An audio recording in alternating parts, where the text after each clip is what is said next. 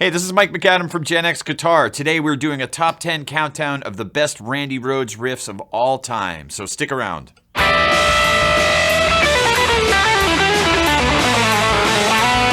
So those of you waiting for the Tony Randall-Randy Rhoads collab, you finally got it. Who'da thunk it?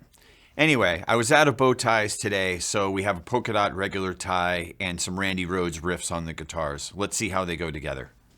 This list was a lot of fun to do. I've been a huge Randy Rhoads fan for a long time. I think he, in a short career, came up with some incredible stuff. One of the things that's really sad about him is his playing got better from the two Ozzy records. So it's interesting to think about what could have been.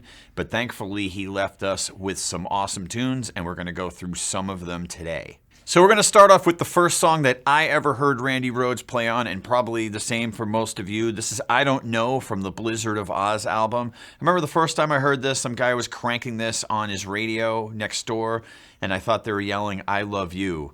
But no, it was I Don't Know, and I didn't know, and I probably don't know now.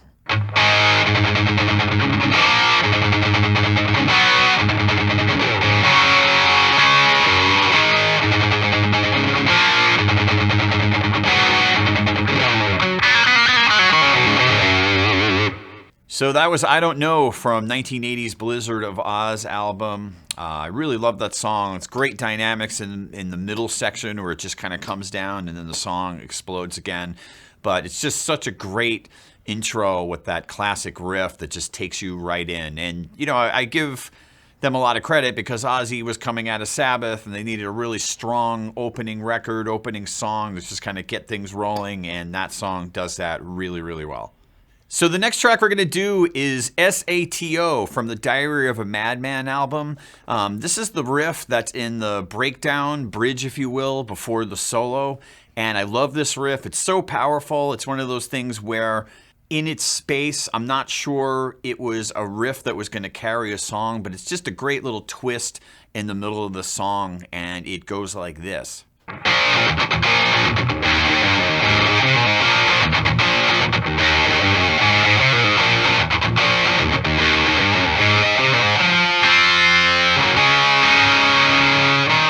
So that was SATO or SATO, whatever you want to call it. There's some debate about what that song means, if it means anything.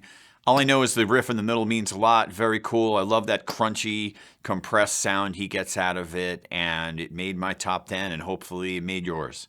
So coming in at number 3 is Suicide Solution from the Blizzard of Oz album. This is another song that just comes in immediately and just punches you right in the ribs. Great tune, great setup for it, and I love this riff. It goes like this.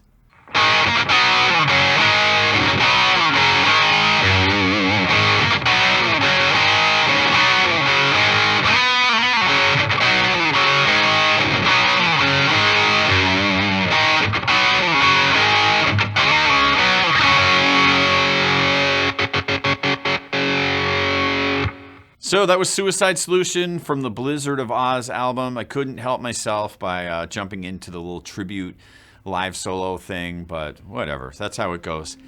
I want to take a moment to say thank you for all our recent subscribers who we've added to the channel. If you haven't subscribed, please consider doing so. It helps us to continue to make content like this. So I want to take a second and talk about some of the gear I'm using in today's video. I don't have the exact stuff that Randy had, so I'm trying to do a reasonable facsimile of it. So for this guitar, I'm using a Greco Ace Frehley model.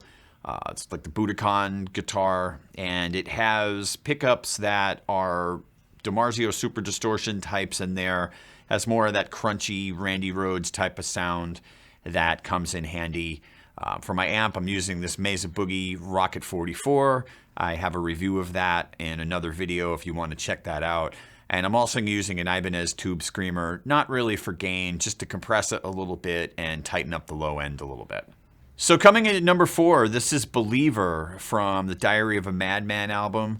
Always loved the song. It's kind of a B-sidey, Ozzy type tune, although it was on the tribute album as well, so it did get a lot of play and most people are familiar with it. I just think it's a really great, kind of evil sounding rock riff, and it goes like this.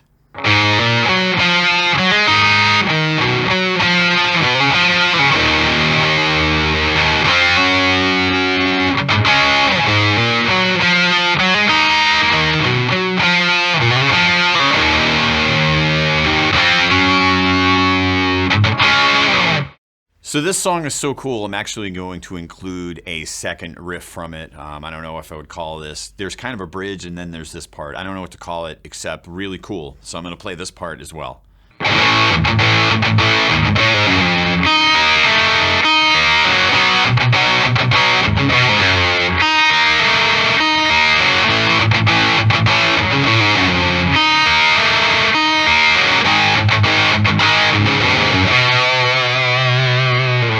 So that's Believer from Diary of a Madman. No doubt when I do my Randy Rhoads solo compilation, that one is going to be on it. So stay tuned for that in the future. Coming in at number 5, and again, these riffs are in no particular order. I just picked 10 riffs I like. We can all debate about what's on the top, what's on the bottom, but I wanted to throw a little twist in here. So this is a song called Last Call for Rock and Roll. This is on one of the early Quiet Riot records that Randy played on in the late 70s that only came out in Japan. If you're a big Quiet Riot fan, check out these albums. Even though the bass player and the drummer are different than the classic Quiet Riot lineup, it still really sounds like what you'd expect from kind of 80s Quiet Riot. Kevin Dubro's voice is pretty strong in there. So this is a song called Last Call for Rock and Roll.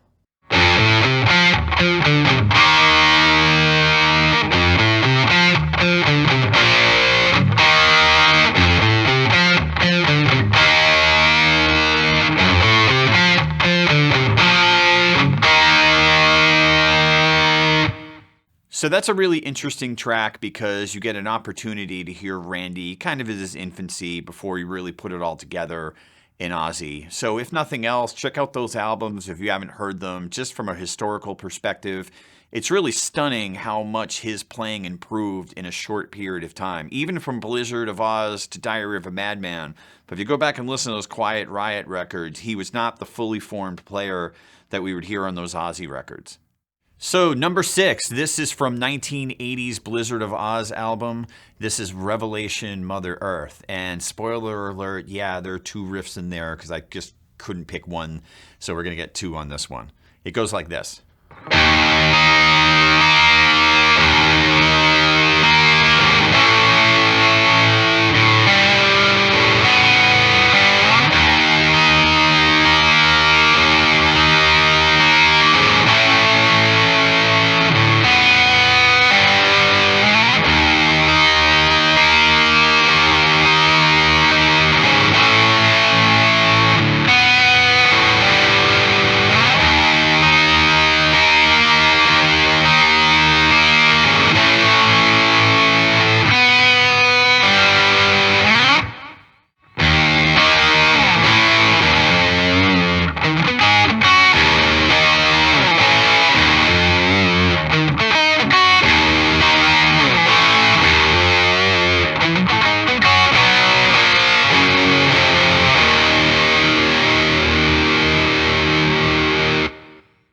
All right, that was Revelation Mother Earth from 1980's Blizzard of Oz album. So let's move on to number 7. This is Diary of a Madman. This is the title track from that album that came out in 1981. And again, there's just too many cool riffs in this song, but I'm going to pick 2, so I'll just play them back to back.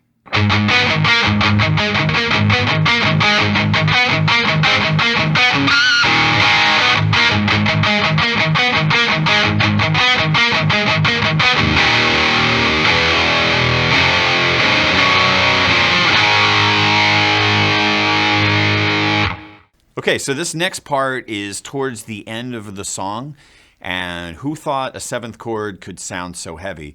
As a matter of fact, I think guys like Nuno Bettencourt, although maybe not directly from the Randy Rhoads influence, were able to take these kind of 7th chord bass riffs and make them heavy sounding. If you haven't checked this out, there's actually a cover of Nuno doing this at a Randy Rhoads tribute show, and it's awesome.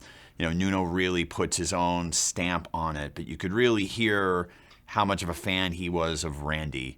So here comes the riff at the end of the song.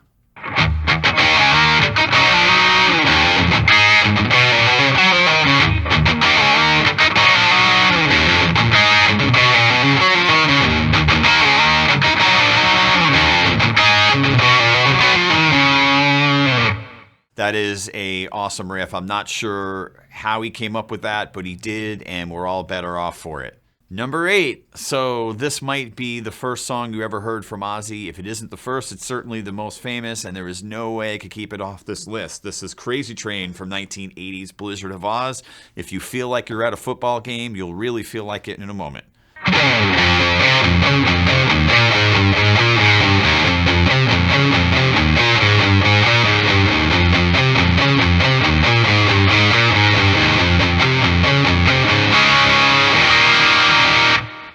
So that's 1980's Crazy Train. It's cool how later on Ozzy had that song Lightning Strikes that was very similar to this. Hey, you know, use a good idea twice, use it 3 times. You can make a career out of it.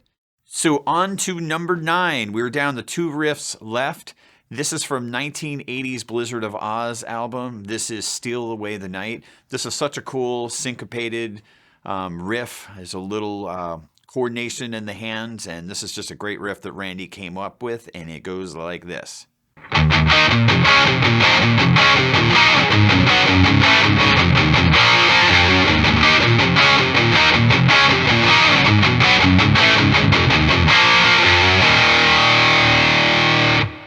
So that was Steal Away the Night from Blizzard of Oz. Randy came up with so many cool riffs, so many cool parts.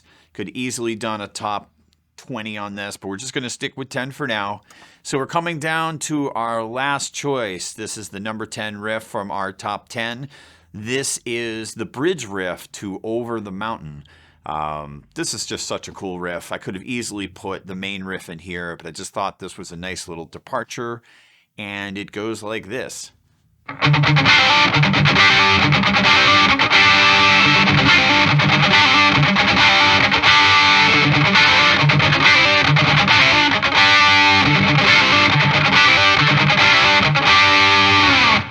So that's my top 10 Randy Rhoads riffs.